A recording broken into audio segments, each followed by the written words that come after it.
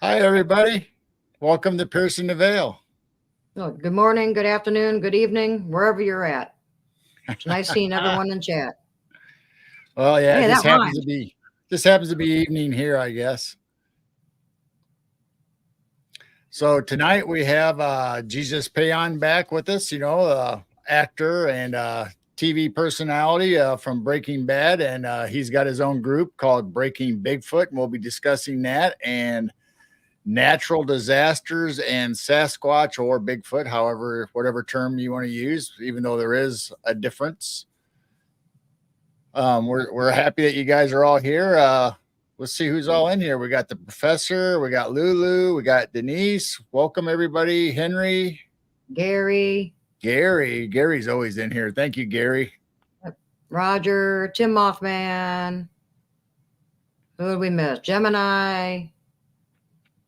I can't see everyone. I've got this Rumble thing. Can I click remove and get rid of it? Yeah. For some reason, Rumble didn't work. I don't know why. So I just click remove or the X? I don't know. I don't know. I did something. I don't know what I did, but I did something. Whatever you do will be fine, I'm sure. I see a Miriam. Yeah, Miriam from El Paso. Denise, Henry. Clay's in here. Clay. Paranormal Pixie. Pixie. Professor. I saw Blazer earlier. Yep, Blazer was in here. There he is again. Yep. Roger Blair. All right. Well, we're just so happy we've had Jesus on here before, and it's always been great shows. So I'm looking forward to hear what he has to say tonight, and we're just going to go ahead and bring him up. And so, if anybody has questions or any comments that you want us to read, please put them in all capitals, and I'll try to address it, or we'll bring it up. So, without further ado, here's our guest. Welcome. Hey, Jesus. What's up? Hello. We're interviewing Hello. Jesus. Seems like it's been forever since we've talked to you. Right, you found me. Yeah, time flies by, man. It's crazy. It's going so fast now.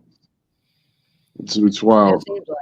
Well, we only do one show. Well, that's not true, but we only do this show every Sunday. So we keep rotating people and getting new people in. It's like, oh man, I invited you back, and I try to schedule ahead so people can plan for it. But it's like you're right. You just lose track of time if life gets in the way. Yeah, it does. Yes, it does. Having a good time, and all of a sudden, hey, we're going to do this now. Oh, okay. Right. It was like I was talking to the artist from my comic book, and he had like 2 pages left to do the inking, and he wrote me this big old emotional apology letter because he hadn't finished it, and he was so sorry because I had paid for everything already, which I thought was really sweet that he took the time to do that. Right. But I hadn't even noticed. I wrote back, I was like, it's okay, man. It's okay. We'll get it done. Life happens, man. I didn't shit. I've been so busy, I didn't even notice. So yeah, time's just flying. It is. So tell the audience or the people a little bit about your comic book. I mean, that's interesting. Okay, well, my comic book, it's called Breaking the Dead. It takes place after the movie feature film El Camino from Breaking Bad. And Jesse has taken off. Nobody knows where he went. There's only rumors of where he's gone. And what the comic book explains is how exactly Breaking Bad caused The Walking Dead, the show, to happen, because they're in the same worlds. And on The Walking Dead, if you're a fan and watch the series, you'll notice that there's like been multiple Easter eggs left on the show about Breaking Bad. And for years, I'd say at least 6 years, fans have been making YouTube videos saying, you know, they're in the same universe because of this and because of that Easter egg and that Easter egg. We know it. They're in the same universe. So I like. I love my fans, and the Breaking Bad fans. They that is some serious fans that love that universe. And same thing with The Walking Dead. So I thought how fun it would be if I made a comic book in a movie explaining how they're in the same universe, and it turns out that actually Breaking Bad it caused The Walking Dead. So that's what that comic book explains. Oh wow. Yeah, I watched Breaking Bad. Well, me and Jane both did, and Better Call Saul, and we watched the movie El Camino, and we just follow it. I mean, we love the whole series. Not only you, but you know, Bryan Cranston and the whole cast. And oh yeah, they're all great. They all did good, real good. Well, I think it's like time we literally talked about the other movie you were in with Mark Wahlberg. The little Two Guns. comical scene where he shows up to the farmhouse or the picnic. Oh yeah. Yeah, we're having a mafia, Mexican mafia barbecue, you know, and that show, that movie, Two Guns, is actually an adaptation from a comic book called Two Guns. So the comic book thing keeps on popping up. You know, I want to do another one with the MacGruber, more of a backstory of Von Kuntz, Dietrich Von Kuntz, yeah, the bad guy that I was his bodyguard for before I got throat ripped by MacGruber. That'd be funny. It would be. Well, let's go ahead. Go ahead. I'm sorry. No, go ahead. No, I was just going to say, let's go ahead and get into our subject. But if you got something else to say, go right ahead. Oh no, that's time or anything. No worries. Okay, I'll add this. I'm designing a new character for the Bigfoot world that I think everybody's gonna get a kick out of, and it's really funny. I'll send you a picture. I can't send it on the show, so I'll send you a picture of it. But it's gonna I'm gonna be printing out stickers and all kinds of cool stuff with it. It's real funny. But yeah, I'll tell you all soon. All right. I look forward to that. That would be funny though to have like a Gonzo Bigfoot or a something like that. But it's actually in the political world. Oh wow! Yep, he'll be making. Yeah, I posted a Bigfoot for president on my Facebook not too long ago. I think I sent it to everybody. Yeah, it's something like that. All right. You'll see. You'll trip out. You know he ain't going to back down when the time gets tough. Nope. And what I designed, he's making forests great again. Oh wow! Oh, yeah. There you go. Yeah, it's good. I think y'all gonna. I think I did it tastefully, you know. So it's enjoyable but not disrespectful, you know. There you go. Awesome. I look forward to seeing that. So where do you want to start with the natural disasters in Sasquatch? Well, I would like to start with, in order for this topic to be taken seriously, the first part people must understand is that for a Sasquatch to be killed or injured in any way in any type of natural disaster, it's got to be real to happen, right? So we must get beyond that. Is Bigfoot real thing? Because Bigfoot's real. So once we have established that, now we can move forward and talk about if he is real. Is he magical or is he just flesh and blood? We can't say for certain because we don't have a Bigfoot right here to tell us, you know, or touch or poke. But the ones that I'm speaking of are the ones that aren't magical or clairvoyant, I guess. Have you any type of other, dimensional, other, you know, superpowers or anything like that? Not that I'm saying that's impossible. I'm just saying if those are the ones we were talking about, they wouldn't be there because they would just dip out into another dimension or another time or another realm of some sort, and they wouldn't have to worry about natural disasters and affecting them, I think. So we're talking about the flesh and blood ones that can't do all that cool stuff. Maybe they can still do the predator, disguise camouflage thing, but they can't disappear. These ones got caught in some sort of disaster, natural disaster or otherwise. So the first time, I would say, like, I'd love to hear. Well, actually, I would love you to explain to the audience, whoever's watching this that may not know, what the difference is in saying Bigfoot or Sasquatch. Well, to me, Sasquatch and Bigfoot are being used universally in the field. But I believe that depending on what area of the US you're in, you could have a Sasquatch or you could have a Bigfoot. And I think the Sasquatch are the ones that are more up north, more husky, the big giant guys, and the Bigfoot are the ones that are down here with us in the lower states, and maybe even like going towards Florida and that area with the skunk ape, and they call them different things. I consider all that Bigfoot. What do you think? No, I would say, in the way you're saying it, that makes sense to me. Definitely. People, like in the ones in Alaska, they get bigger and bigger and bigger, and at some point, people won't call them Sasquatch anymore. They're calling them trolls or the giants. It's like they leave a certain, at some point, they're not called that anymore. It's real weird. I just thought it was strange. But like you said, like Florida, those are skunk apes. They're a whole different species of that animal.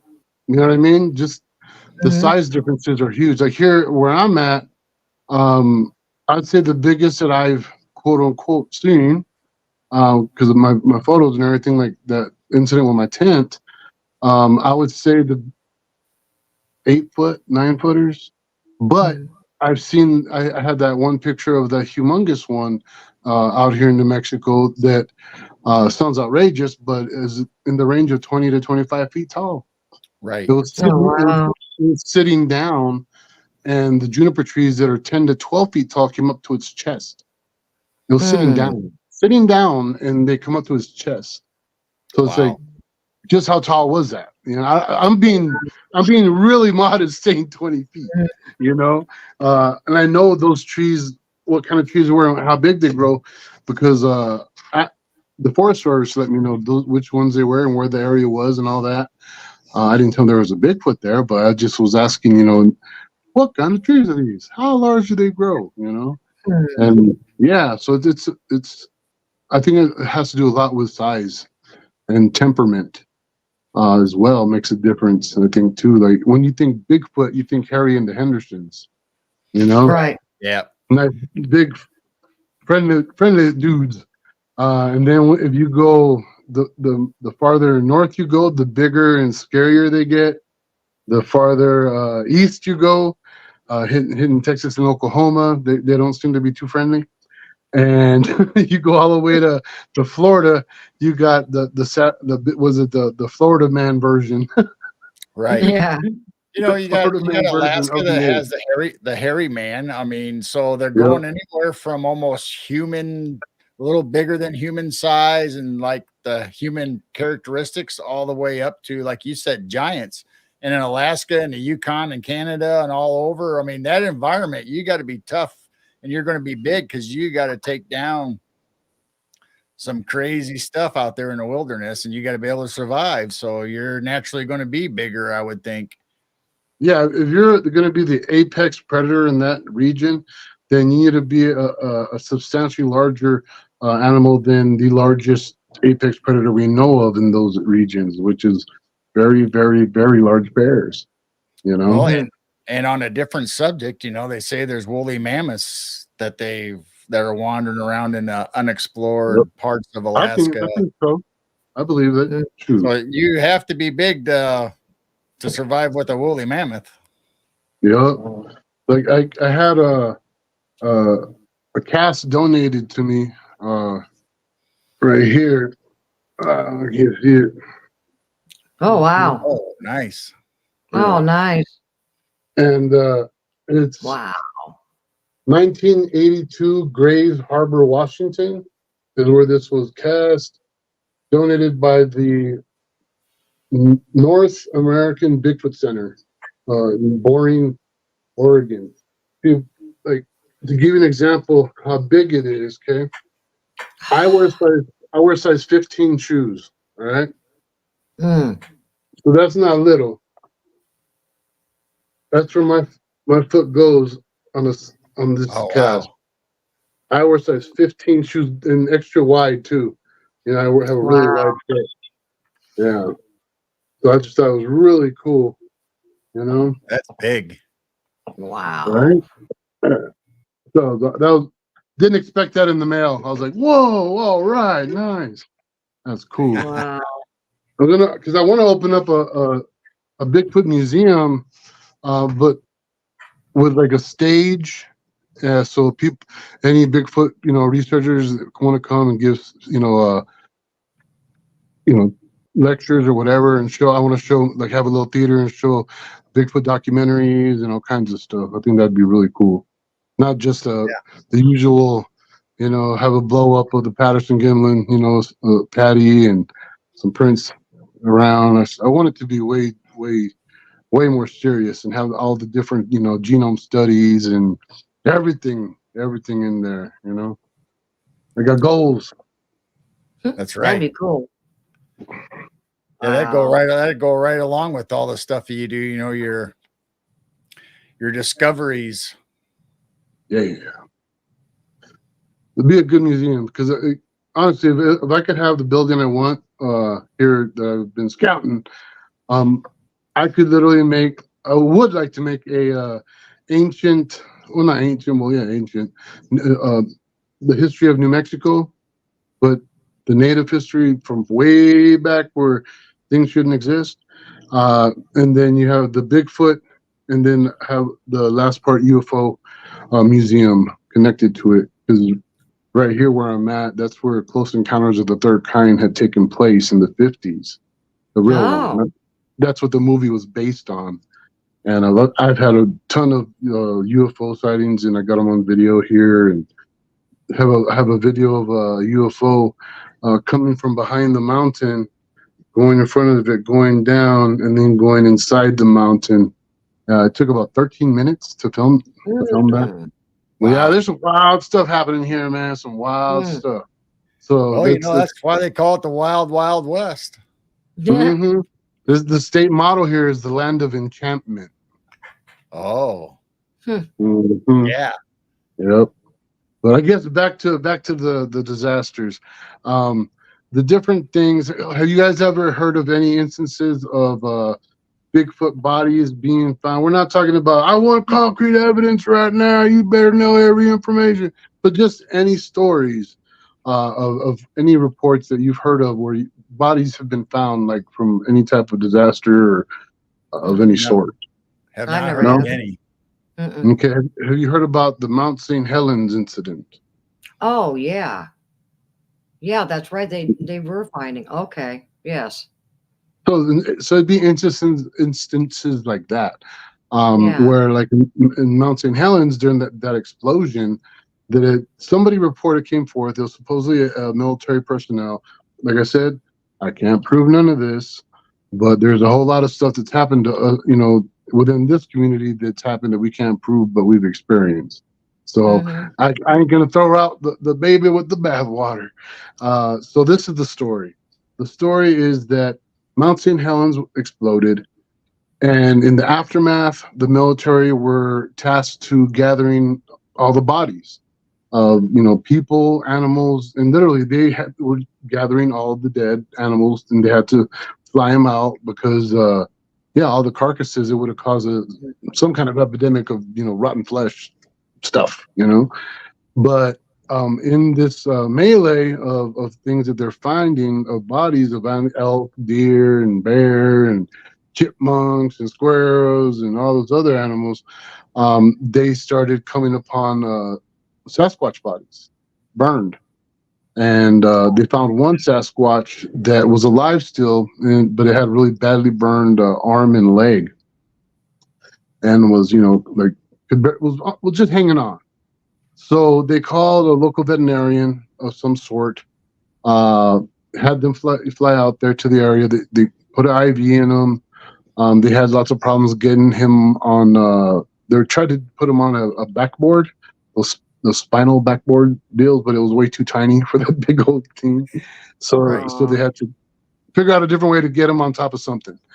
So eventually they were successful, and once they were able to nurse it, I guess, back to some kind of health within the 24 hours, they had called several of the National Guard that had been briefed for whatever to deal with this individual that they found, and that they had contacted a local native woman from that area that was communicating with it. It would only speak to her, and it was speaking in its own language, which if she was able to speak to it, I'm guessing it was the same native language that she was, speaking. Right. And so he asked the lady if she could tell them. This is, of course, this part speculation, of course, because I'm just filling in that little part between that the military took him out looking for other Sasquatch that were alive still, but possibly injured that needed help. So I don't see the military wanting to volunteer to do that just out of nowhere, but I could see a Bigfoot worried about his family asking this woman, "Can you please ask me if we can go look for, my family?" Pretty much. Yeah. So the story is they went out, and the Sasquatch would call out, do his thing, and he would tell them where to go, which direction to fly. And they would, go to the area, and the Sasquatch would get out, go to the wounded, and would, I guess, decide if they were going to live or die. If they were going to live, then they would help, give them medical attention. Don't know if they were bringing them all in, but the one they gave some medical attention, and then one that they found, apparently he was too injured, and one of the soldiers had to shoot him. And the Bigfoot wasn't upset about it because it was that badly wounded that he understood. Yeah, could you please put him out of his misery? So the Sasquatch, they brought him back to the camp, and there was soldiers there that saw this huge giant being, sitting down, talking to this lady, and there was supposedly 21 witnesses that witnessed all this happening. Wow. So there was a lot of Sasquatch that got killed during that explosion from the volcano. So that's where I found it really interesting on how many other times in history that there's natural disasters, even man-made disasters, cliffs, from explosions, whatever. But specifically the natural disasters, because you got to think, going back in time, everybody has their own version of what they think Bigfoot is, Sasquatch is. They were created or they were naturally evolved. They evolved. But either way, they've been around for a long, long time. So you got to wonder, how did they live through the Great Flood? Where did they go? But like they said there was giants in that time and giants still in this time.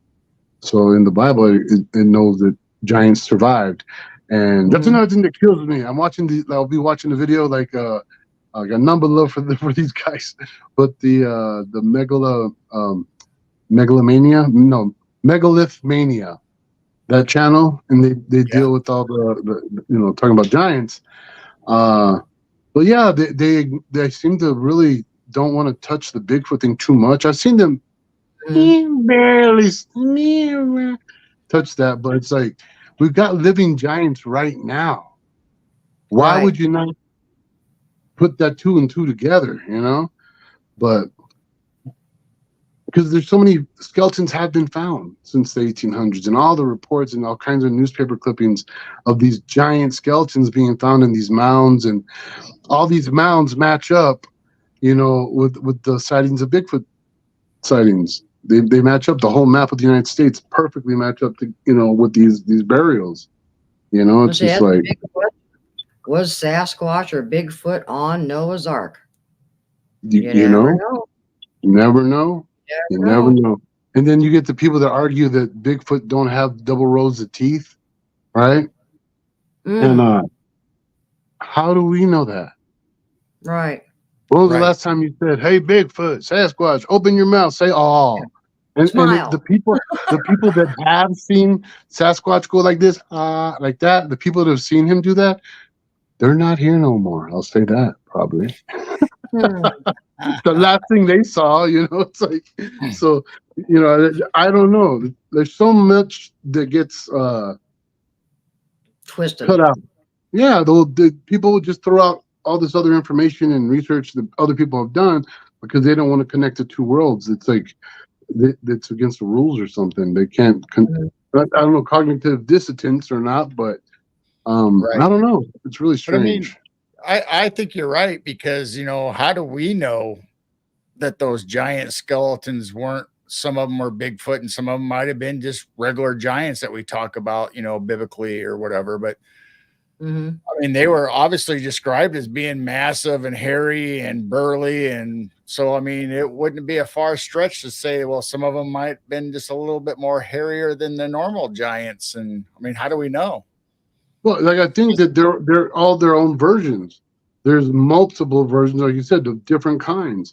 Like when the Bible giants, you know, they're talking about the mile tall, 2 miles tall, big as, you know, mountain ranges, and their heads were in the clouds. There's those giants. I don't think those are big feats, you know. But the smaller class that were specifically created, the giants of the Bible are the ones that were created by just, you know, defiling each other, you know, in that way. And I think the Sasquatch and ourselves were created specifically for some type of worship, work, or slavery. One of those three. It wasn't just for fun, you know. But yeah, so I think there's a big difference in the different types of giants that were out there, because there is a bunch of giants reported that were hairless at the same time as Bigfoots in the forest too. Right. You know, so we're the deeper we dive in, of course, if we're staying on the Bigfoot thing, we try not to talk about too much other stuff. But, you know, I have, you know, the last pictures I took from my camping trip in the Bonita Lake area, in one evening, I won't say one photo, but in one evening, I have a picture in the same, I'll say 20 yards area. Same night, I have a picture of a Sasquatch, a juvenile Sasquatch hanging from a tree, a gray with the gray and white skin, and what looks like a werewolf or a dog man. Oh, wow. All hanging out together. Interesting. Now, I've heard Dogman and Bigfoot hang out, but I have never heard of the Greys hanging out with them. Yeah, well, like the two Bigfoots that were looking in my tent, we had a green gray. I don't want to call him a gray, but he's green, shaped like a gray.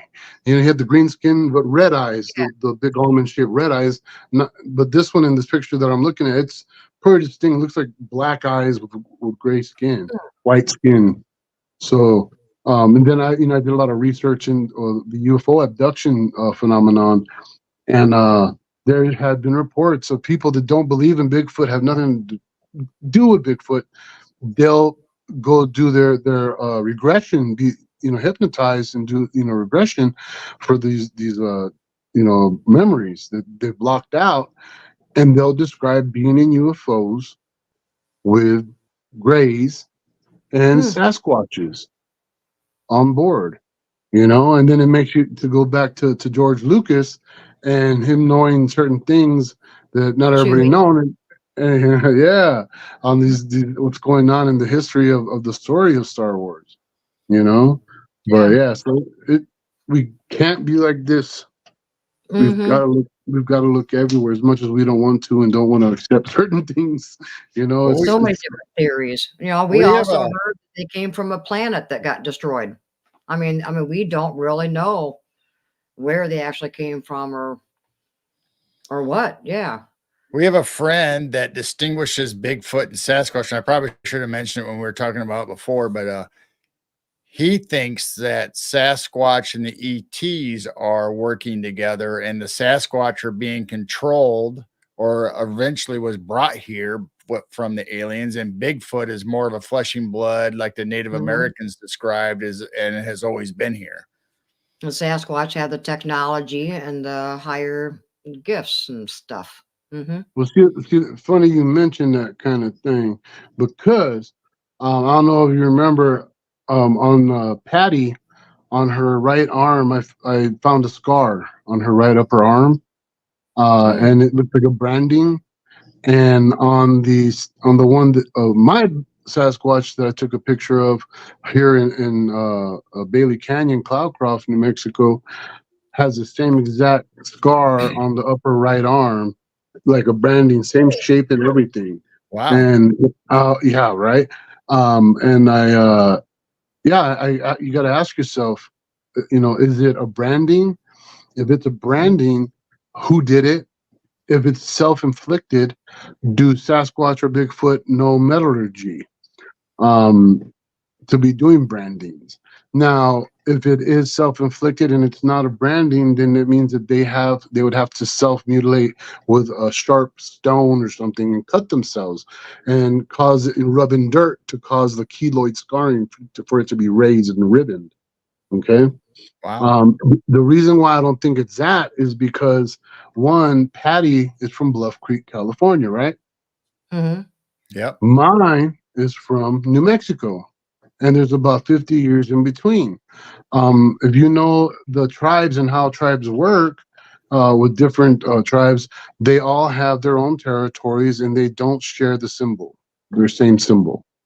That's not normal. Hmm. I was So just getting ready to ask you if you thought they were clans marking themselves. no, Yeah. that was I thought about it for Oh, a moment, but knowing that yeah, they wouldn't share that same thing across whole giant, you know, statewide territories. I don't believe because none of the tribes that I know of do that. Um, and to have it on the same exact arm in the same location on the arm, yeah. that is way too coincidental for it to not be done on purpose. How it was done, but it looks really. I'd say I'm at like 90% that that's a branding, the way the scarring Hmm. has taken from it. Because like I said, I was a professional tattoo artist, still am, still do tattoos. I've been doing it for over 30 years, so I've seen the brandings, done the Hmm. scarification. I've studied all of that stuff. So yeah, yeah, I don't think it's a self mutilation with just slicing. It's possible, Interesting. but I don't think that's what the case is. So it's just very strange because, like you said, Hmm. that the EPs, like that person was saying, are working with certain Sasquatches. Uh, and like I said, in the abduction scenario, was it the hypnosis sessions, hearing that pop up, and then my own account when I had those two Sasquatch and that green guy looking in the tent, kind of points towards that direction, possibly. Wow. Now we have a question about the shape and the brand. Is it like a tattoo would be like a decorative, or is it like a symbol or a shape? It Hmm. looks like the number 9 with little nubs sticking out towards the bottom, but it's in the Wow. shape of a 9 or a backwards T. Wow. Okay. Well, I was getting ready to bring this up and someone brought it up in chat. So, have you ever heard of the story of the Bible of the two brothers and one being very, very hairy? And, I look back after I heard this too from some friends. I look back because I used to go to church and heard the story. Well, if you actually got an animal skin and put it on your arm to pretend you were your brother, that would be too hairy. You would, So, right? Oh, and he never wore clothes, and he would chase down game on foot. So who's to say that that brother was not a Bigfoot? Right. Well, in the Sumerian tale, the first one that they created when they were making them came out hairy, and then they kept on doing it till it wasn't a hairy one. So it was like multiple different variations. But no, that's I've definitely heard that story too. Yeah. Of them and him fooling his blind father by doing that with the fur. Yeah, it would be too. I mean, yeah, some men can be very hairy, but to put an animal fur on your arm to pretend the father would know that's too hairy. That's an animal, unless he was that hairy, like a Bigfoot. It really makes you wonder with all the lies that we've been told and all the twistings and all, all the That's the stories. thing. I mean, we sit here and we talk about this stuff, and for me, it's all speculation because Right. I've never really experienced any of this stuff, but we feel the presence of these things in our area, and we have other people tell us their stories. So we try to formulate our theories or ideas what makes sense to us. But I mean, unless you see this going on, if somebody would live inside of a Bigfoot clan, and then okay, they're branding or it's an accident or they have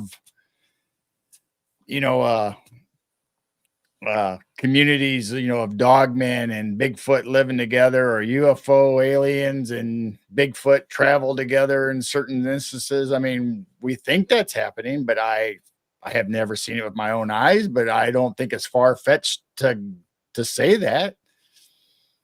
Right. Well, the thing is, I've seen Bigfoot in person.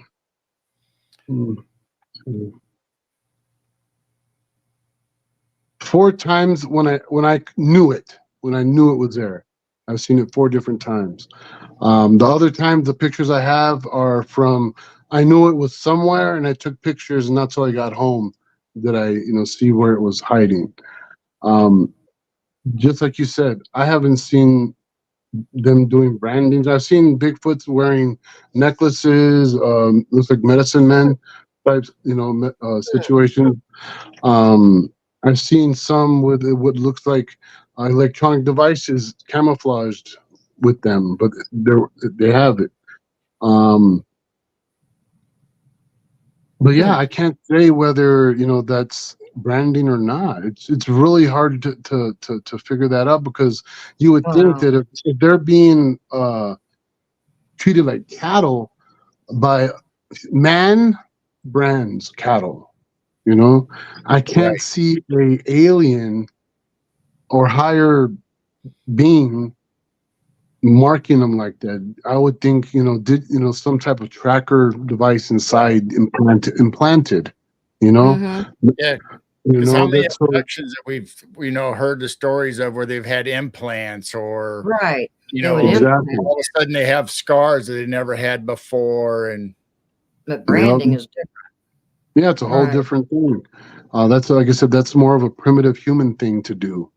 So then you got to think about the story that a lot of people get all hurt about, that MK Davis had told, that he was told by Patterson's wife, about that when they walked, him and Gimlin, when they rode up on the horses, they stumbled upon a whole different situation.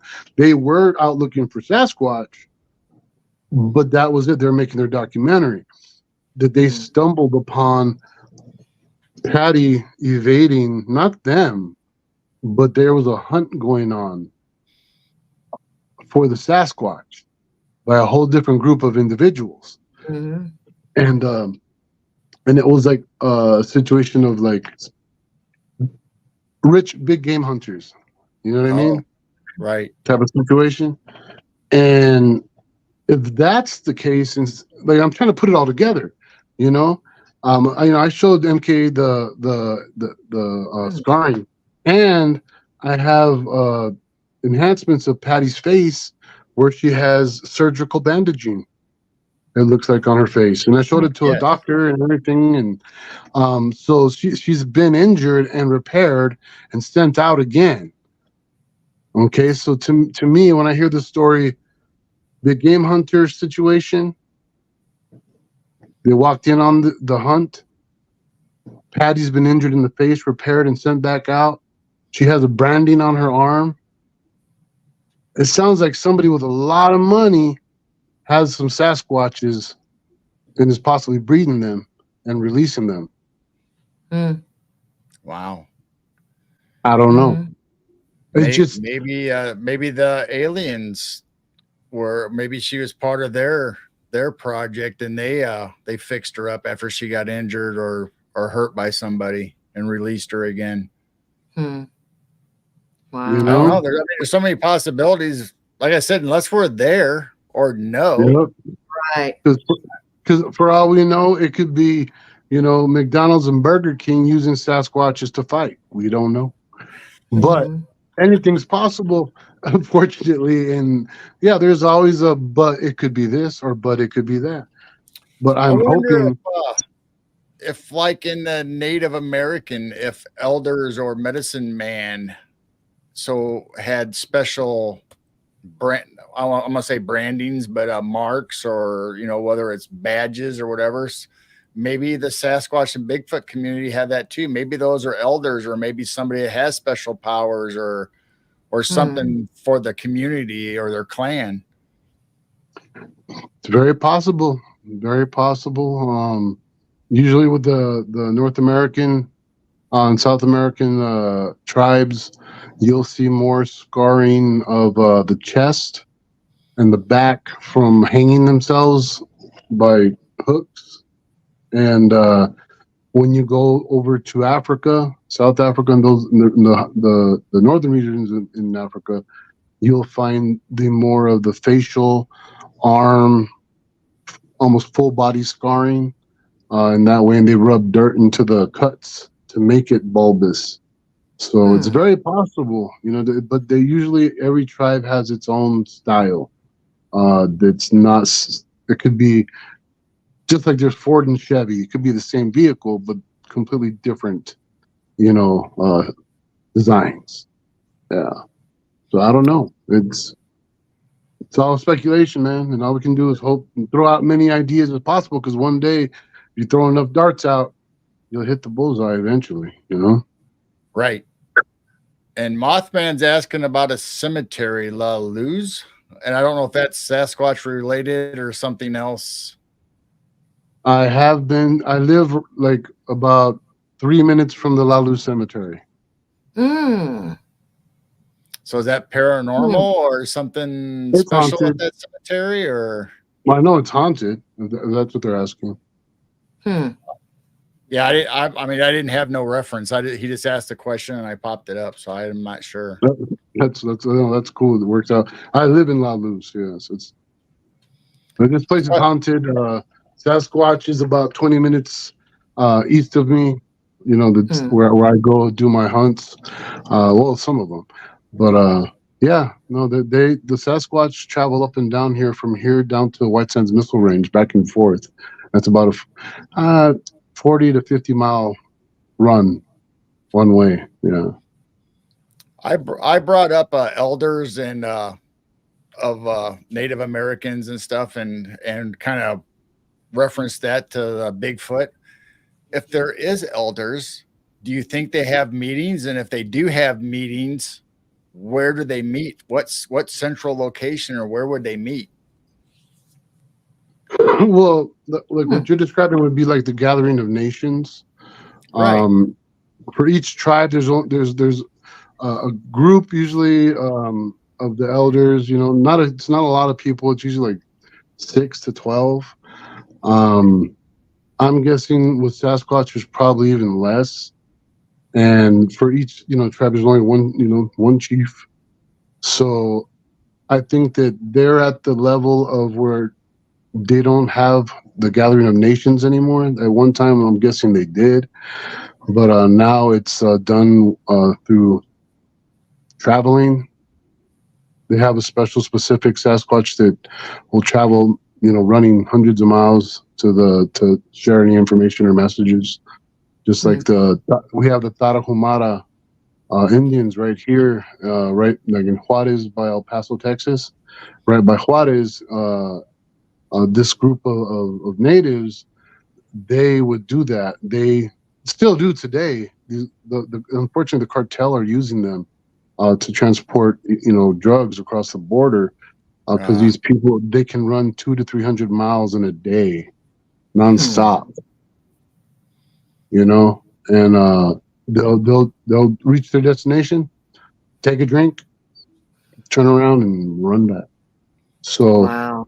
the stories I've been putting together with Sasquatch, how they can travel, just from the reports of, I look at a map, the top of our mountain, there's reports all the way down to the bottom of the mountain. There's reports from the bottom of the mountain straight through Tule Creek to Tularosa, which is about, I don't know, 10 miles, 15 miles. Reports all the way through there. From Tularosa straight on down to White Sands Missile Range, which is 44 miles.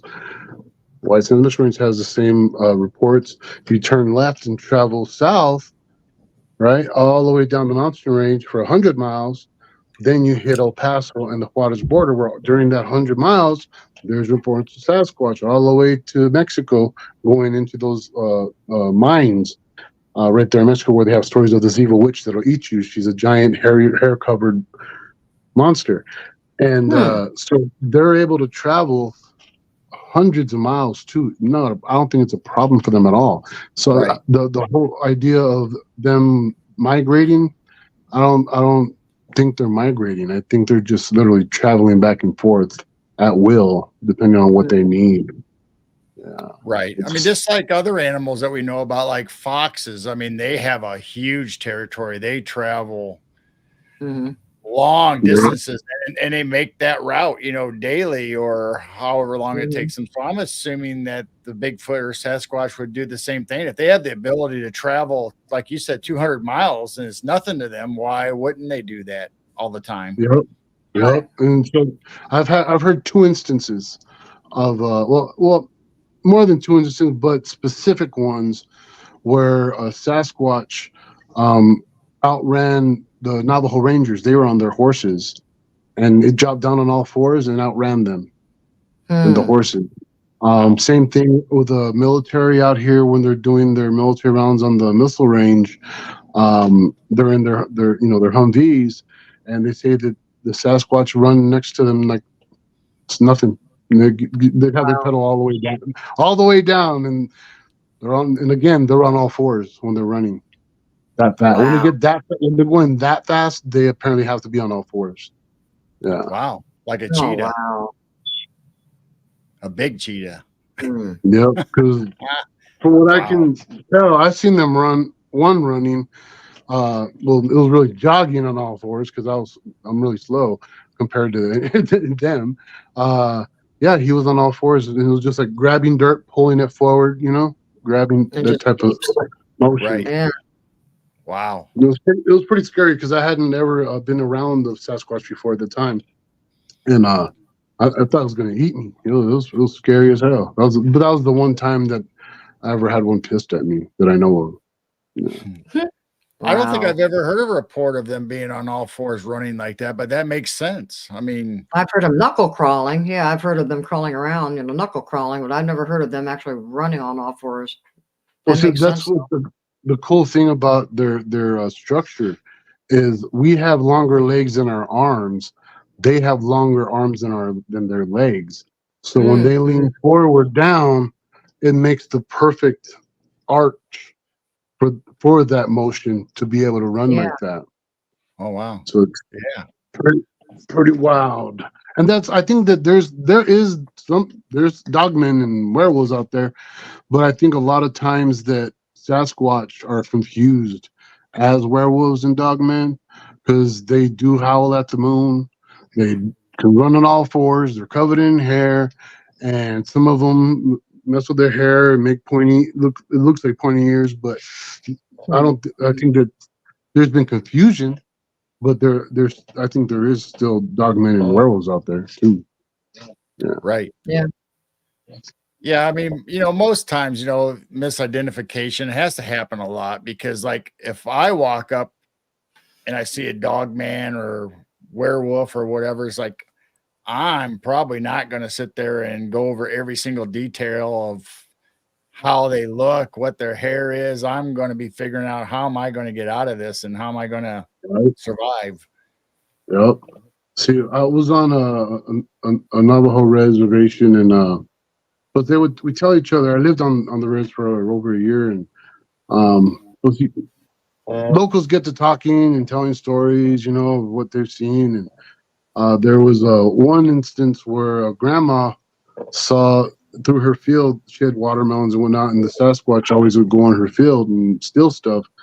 And one day, she said a younger one ran through her field across the highway and up the mesa to get to the top of the mesa because the reservation grew corn up there.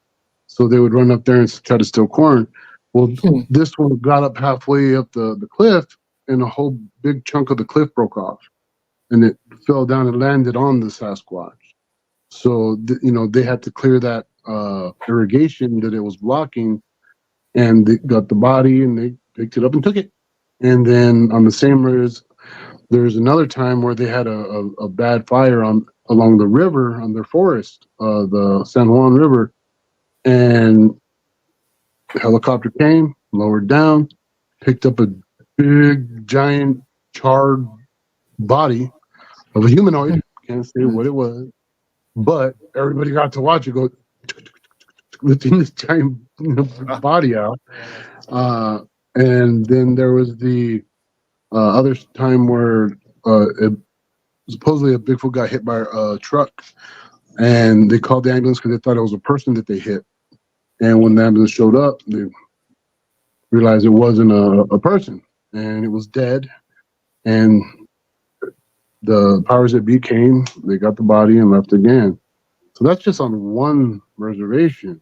There's other stories of in Nevada of another fire that more Sasquatch that got burned were found. None of them were dead either. So it's happened, several times. Wow. It's not a very not that Sasquatch is not uncommon, but it's happened way more than you would think, because everybody's like, "I want a body. There's a body." There's been lots of bodies. Our problem is that once we get them, nobody knows what to do with them, and the ones that would know what to do with them aren't the ones that are finding. Wow. Yeah, we don't know how many times the Smithsonian has came and got them, and then you never see them again. Right. I don't like them boys.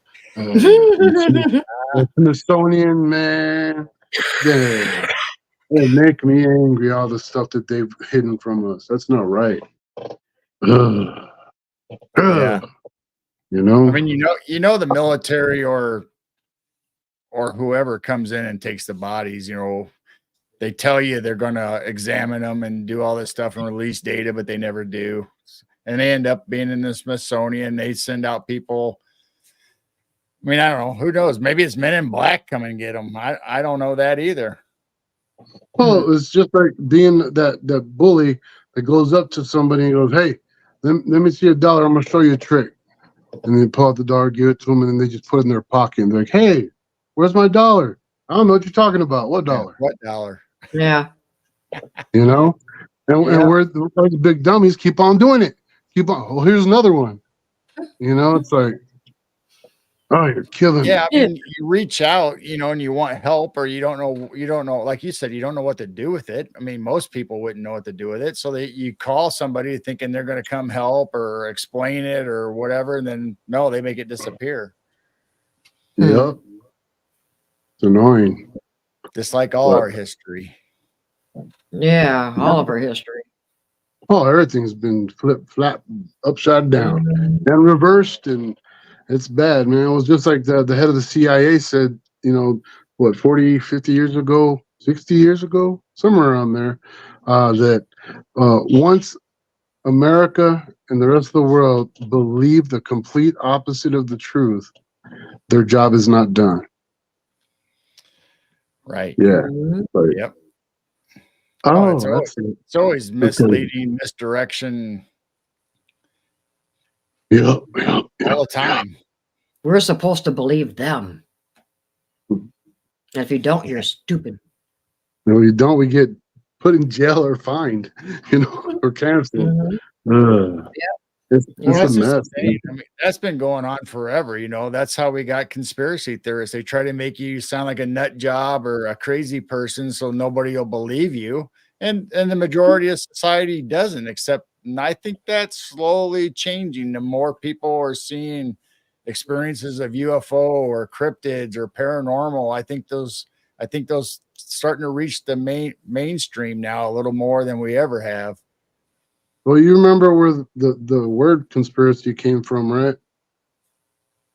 Where? It was created by the CIA. Yeah. Mm. Literally, they made it up so they could say, "You guys are crazy," just like you said, man. You Yeah. know, it's like, geez, Louise, Covering that's their terrible. See, tracks. Wow. right? See, and Yep. then it's really is what's scary is this. Okay, I would say all three of us know pretty much that there's been some resets in our Mhm. history. Okay, More than they Right. said. Mhm. right?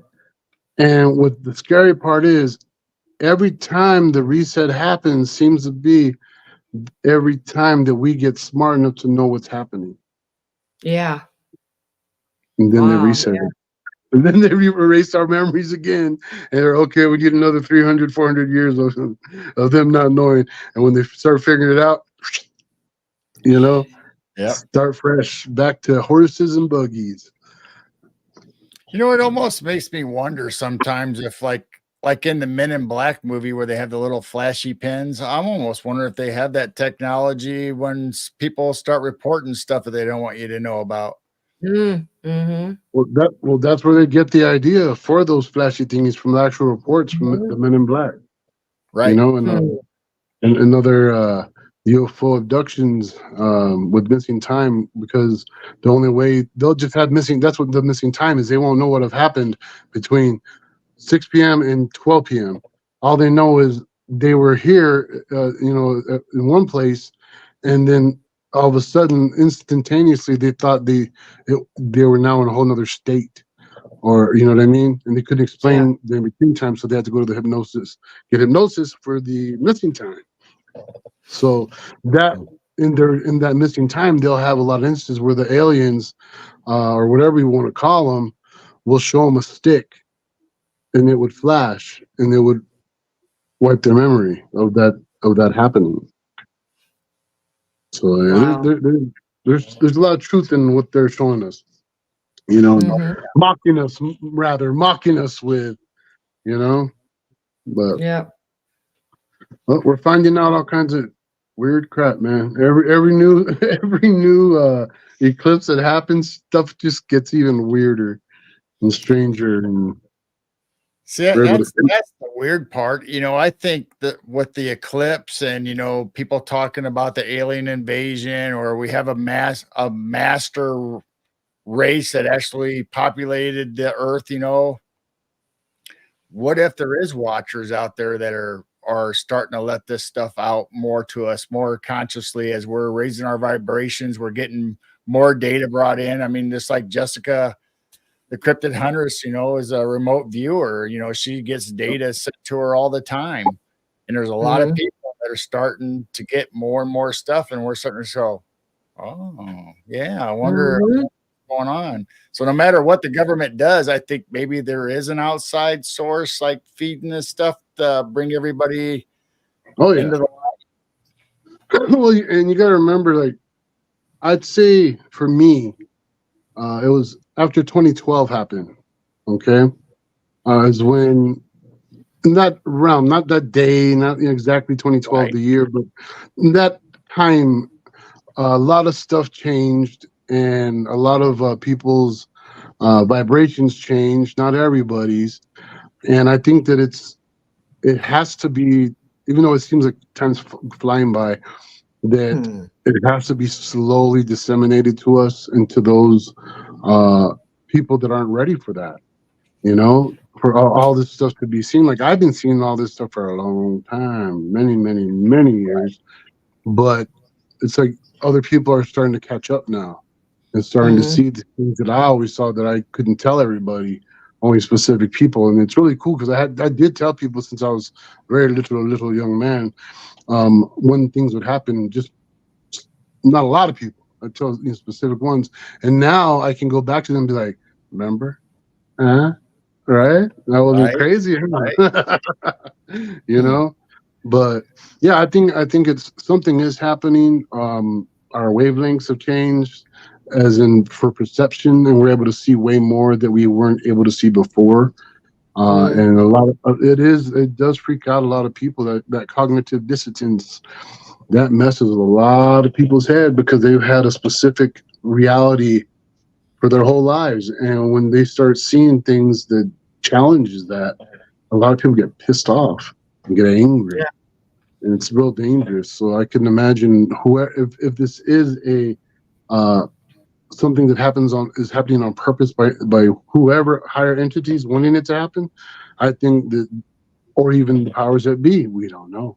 But they seem to be Right. following the same thing by easing everything on us and getting us a little used to certain things that we weren't used to before.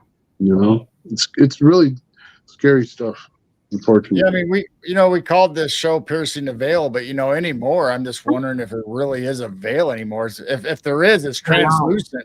I mean, there's Yeah. no. piercing the net, piercing the net. Yeah. We might have to change the name of our show. You know, it's wild, man. There's so Veil much. wide open. It's a what's that called? A lace veil. Laced veil, yeah. That's what I said. You can see. I mean, I really do. Not only is it thinning, I think it's almost non-existent, or it kind of flakes Mhm. in and out, depending. And I think that's a lot of times when when people talk about cryptids look at you like, oh, you can see me. I think it's happening to Mm. them too, that they're traveling on their side of whatever. Then all of a sudden it's like, oh, Like, uh-oh. how can they see me?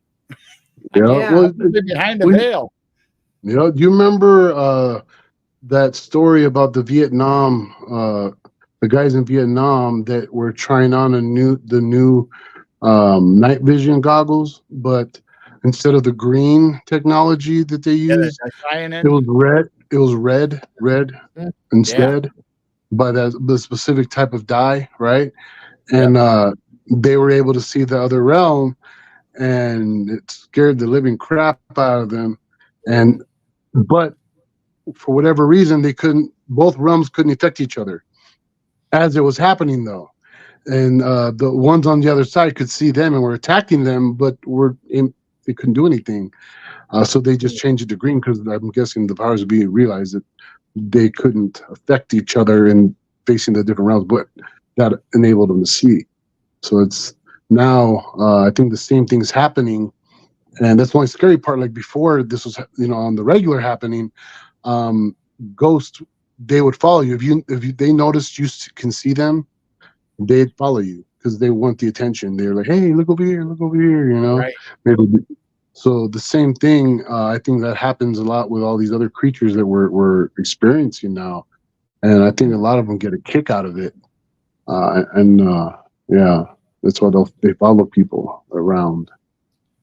Yeah, because I mean, just like in the paranormal world, when you're a clairvoyant or you're a medium, and you have all these spirits and entities coming to you because you're Mhm. you're going to be their mouthpiece. You're going to be the person that can Yeah. talk to them or try to help them or figure out what their deal on Earth, that they have to complete their mission or whatever they're Yeah. doing.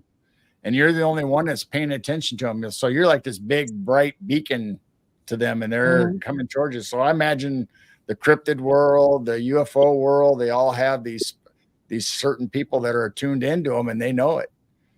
And think about this, okay? If you know the world of say spirits and demons and Bigfoots that use mind speak or mental telepathy, whatever you want to call it. The one thing that I've noticed with say the demons and spirits is that they can pluck any information out of your head and use it against you when they want to. Mhm. They know the most embarrassing thing you've ever done, right? They know your weaknesses. Yeah. Mhm. So think about, these creatures being able to do that. Yeah. We have no control over what exactly they know. And if they know these things and say the werewolves and the Bigfoots on that level, then that means they also know all of the knowledge we know, not just embarrassing crap, but they know our language. They can speak to us. They can understand us. They can do all those things and be 20 steps ahead of us. Not at all Mhm. times. They get caught off guard once in a while and get killed or squished or run over. But I'm just saying, if they do have that ability, it would completely explain why they're so elusive to us. Mhm. Right. And also it explains a lot why all of a sudden you hear voices like your grandmother's talking to you or your mom is talking to you or something. And, the demons can use that because they know, like you said, they know everything about you or what's existence. So they know what's in your heart, what's in your soul. So if they know grandma was special to you, guess what they're going to use? They're going to use grandma to lure you. Yep. It's a touchy subject because was that question? Yeah. Oh, yeah, the internet's encrypted. Yep, Hmm. I tell you, Well, it definitely lured us in. We're here. right? Wow. The interweb. So, with all your fires and flooding that is happening in your area, is there a lot more reports of them moving around and trying to go to Well, safer areas? the last large fire we had, the bear fire, there was more reports of Sasquatches coming down to town. There Mhm. was one woman, Apache woman, that called the police, and I know this firsthand because I know the police officer.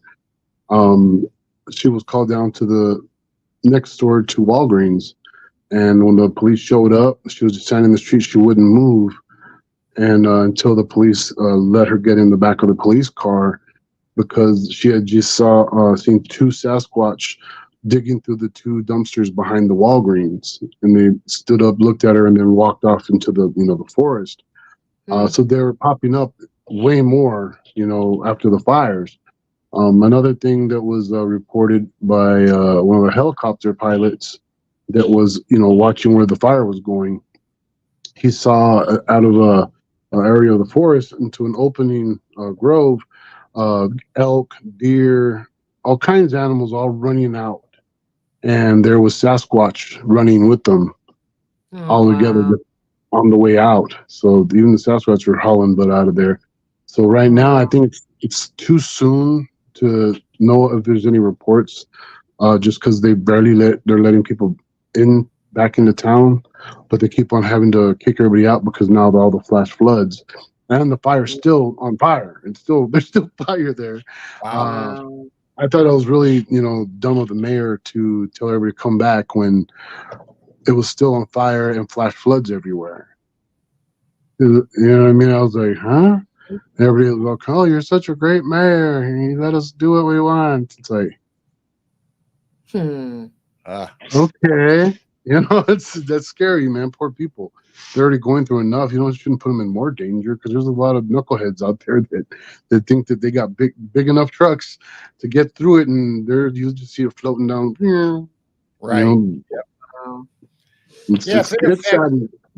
if it affects local wildlife, like we've seen videos after videos where they're leaving a burning forest, all the animals are exiting, a mass exodus. Well, you would think that if Bigfoot and Sasquatch and Dogman are fleshing blood, they would have to do the same, or they would have to go into a cave system if they're living in inner earth Right. or Well, it would probably have to be either the cave systems. Like we have cave systems here. Like I don't know if you ever heard of Carlsbad Caverns. yes. Mhm. Okay, so that's hour and a half, 2 hours for me. And we have the sand cave systems here, and we have white sands, and underneath us is that exact thing. Miles and hundreds of miles of caves and water. You can travel from the bottom of our mountains to the top of our mountains in the cave systems. The Apache used to do it when the Spaniards would come and attack. They would all go into those caves and disappear in magic. And I'm told that the Bigfoots use it now. So hopefully they got away. But like you said, there's a whole bunch of other animals or other creatures, and humanoids and whatever, or inhumanoids that live in the forest too. So who knows? You know, when there's instances of disaster, if they call off the feuds, you know, and seek shelter together. Or they have to run in the opposite direction as all the other animals because they know humans, you know, are this way or whatever. Right. Right. Yeah. Yeah, we're not just talking about dog, man, or a Sasquatch. You've got all these different cryptids and little people and pugwudgies, and I mean, just there's all kinds of things out there and new ones that like is appearing. Yeah. But like, I don't know if I told you about Las Vegas and Bigfoot. No. Okay, so I used to live in Las Vegas, Nevada for a while, and because they have made it illegal to be homeless there, you can't sit on a park bench for more than so many minutes. You can't be more or less than 20 or more than 20 feet away from an elevator too long, or they'll write you a ticket and just a whole bunch of stuff. Yeah, to screw with the homeless. And so everybody's moved underground, underneath Las Vegas, in the irrigation ways. Everybody thinks it's the sewers, but the sewers are a whole different thing. The irrigation ways still go underneath Vegas because of all their flash floods that they have. But so you have over like 1,200 people right now living underneath Las Vegas because of this new laws they've made. So you can't, you know, be up there. And they have created their own world. They're called the mole people now. And one of the things that keeps on coming up is that they see Sasquatch walking through at nighttime from one end of the city to the other end of the city. Instead of traveling around the city to get to the other part of the desert, they use the irrigation ways. And they say they walk through, they stink horribly, they're huge. We don't bother them, they don't bother us, they just walk through, you know, just stay quiet. So, you know, Bigfoot doesn't just stay out, you know, in the forests. They do deserts, they do cities. There's some Bigfoots that go in, like in Utah. There's been reports of Sasquatch walking through homeless camps and going into the city and hanging out in abandoned buildings, doing who knows what. So yeah, you know, and just think if they do have speech, and they can say words like us. Who knows who that big, dark, scary person is in the alley, you know, really is. Right. You know? Yeah, exactly. Or in that big, giant, empty warehouse, you know? It's like, they know how we are. They know that we don't treat our homeless people with any respect. We don't believe them. So they don't seem to care about showing themselves in front of the homeless. It's really wild, man. Wow. We've heard reports from people that like the inner cities of the big metropolitan areas, that like the abandoned houses or the crack houses or whatever, you know, they're all tore up. Well, guess what? We heard that dogmen and stuff are hiding in these houses because, first of all, whoever reports them or says, you know, we got these weird creatures, they're going to think, yeah, you're on drugs, you're out of it, whatever. Yep. So you never know what you might come into on the inner cities, you know. Yep. No, it's true. It's very true, man. Not to mention vampire clubs. Yep. And all the other creepy crawlies and ghouls and just wildness, man. Just wild. Now, some of the stuff I've seen makes no sense whatsoever. Like I saw it looked like a zombie crawling out of a small box and looking at me, and I got pictures of it. That's the crazy part. Wow. because I see so much weird stuff. You know, I fear that my mind might be making something up.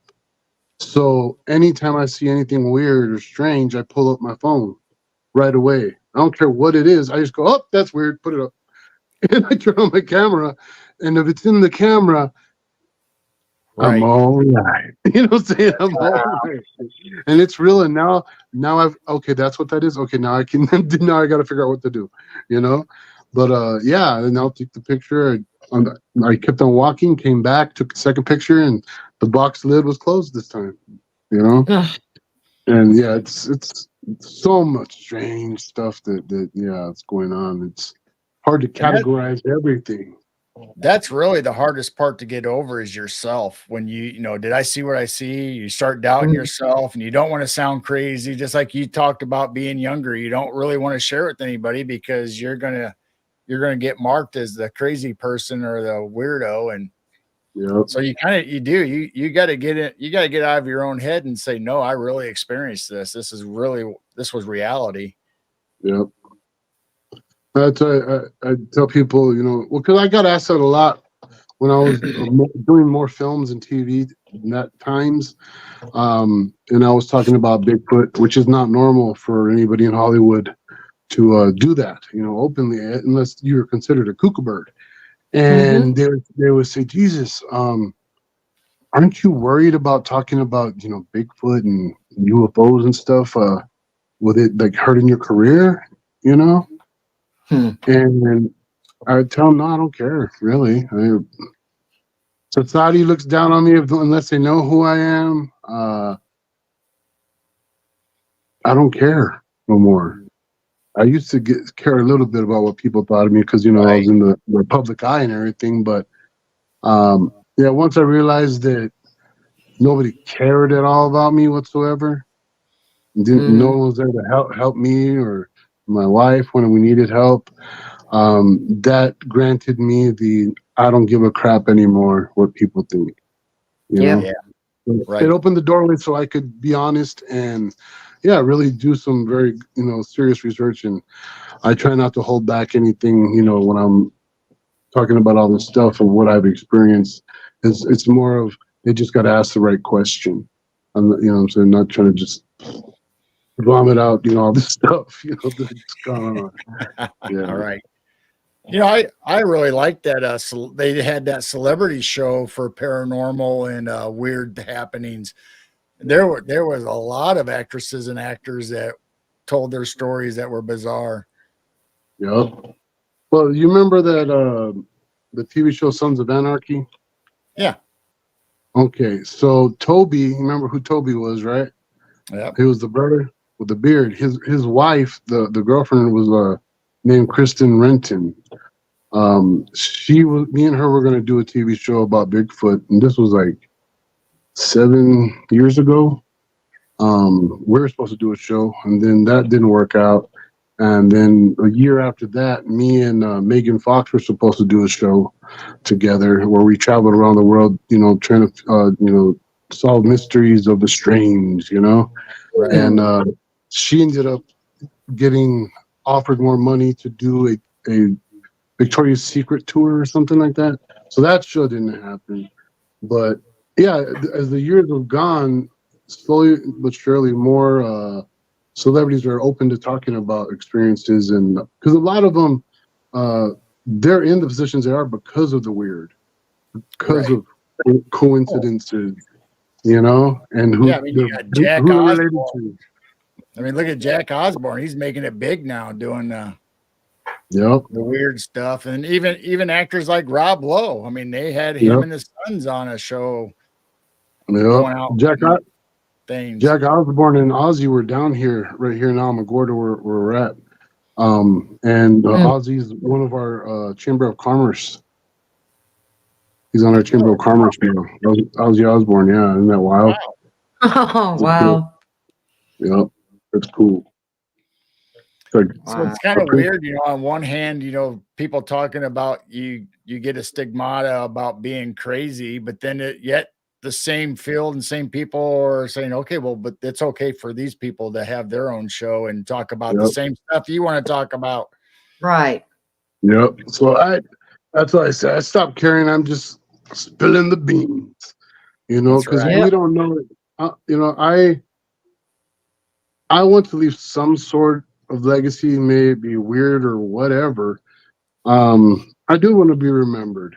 I want my life to have counted beyond, where it's going after I die. It's a whole nother life I wanted to try to live right. But yeah, I want there to be, my predecessors, children, to know more than me than just, well, he worked and paid bills. Right. You know what I'm Right. saying? It's like, no, I want to create a legacy for my family. Yeah.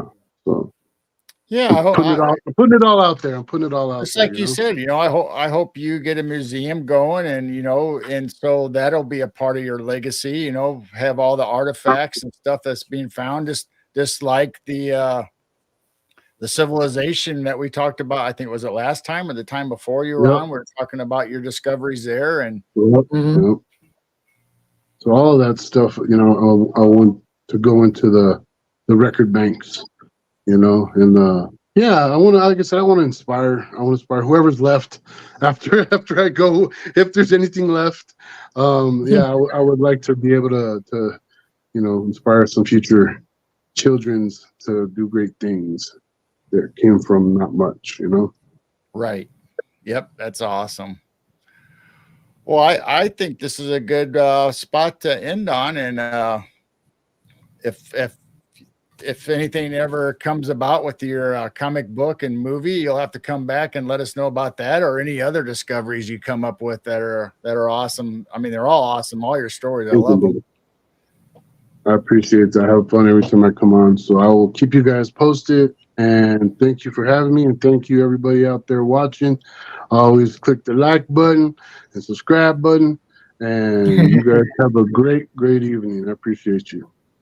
Yeah, and All we'll right. just reschedule you here in a few months, and we'll just keep on going and see what happens in the next few months. I'll be here. All right. Awesome. Well, don't go anywhere. We'll just say goodbye to everybody in chat. Thank you all for coming. I've been Yep. watching your comments, and I've been trying to bring them up. Uh, it's been rolling by pretty fast tonight, the chat. I'm Yeah. really surprised. It was really nice. Well, I do a heart. I know my camera would probably freeze up, so I can do the peace sign. That'll work. Yeah, I see it. Oh, is it not going to work? Nope, it didn't come up this time. Oh, come What happened? on. What happened?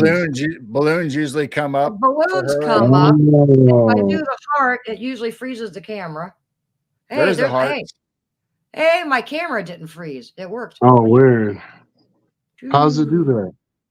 It's a special effects with the camera or something. I don't know. What? Weird. You're Mine doing won't do it. CGI? You're a Mine won't CGI do it. person? It's not doing the balloons. There it goes. Yep. Hey. Balloons. No balloons. No. No. No. Nothing. Well, on that note, everyone thinks we're crazy now. Yeah. Yep. Come on. There went all our research. No. Yeah. They were taking us serious till the balloons came out. Man, Yeah. I wonder why Sasquatch avoids us. Those people are weird, man. We're staying away from them. Right. All right. right. Let's go ahead and say bye to everybody. Thank you for Yeah. coming. Good night. Make sure you go over to Breaking Bigfoot on Facebook, right? That's your group. Yep. And I'm sure Breaking he will Bigfoot. post stuff on his group about his comic and all of his stuff going on and his experiences that he's digging into on that page. And make sure you go over there and like and subscribe and all that to his stuff, not only ours, but help a brother out, man. Oh yeah, definitely. And remember, everybody out there, I'll be in Oregon, Glide, Oregon, for the Glide Oregon Sasquatch Festival on the 17th through the 22nd. 22nd. I'll be there over that weekend. So if you are in the area, come say hello. That's right. Cool. Well, everyone, you all know that the 24-hour chat is still going, so you can come over and hang out and watch strange things and birds and bunnies and whatever you find on the cameras. Yeah. And we are planning on our Wednesday Night Owl Lounge. So hopefully we'll see you guys even Wednesday night. If not, we'll see you guys next Sunday. All right. Love everybody. Love and peace. Keep looking up. Bye-bye. Jesus loves you. That's right. Bye, everyone. Bye.